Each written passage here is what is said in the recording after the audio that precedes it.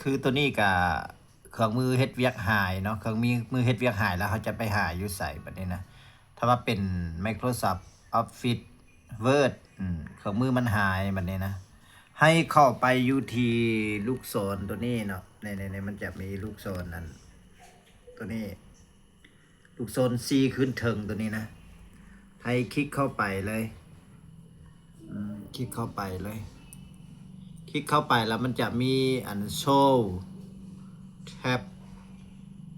ตัวนี้เนาะให้คลิกเข้าไปตัวนี้แล้วมันจะออกมาเลย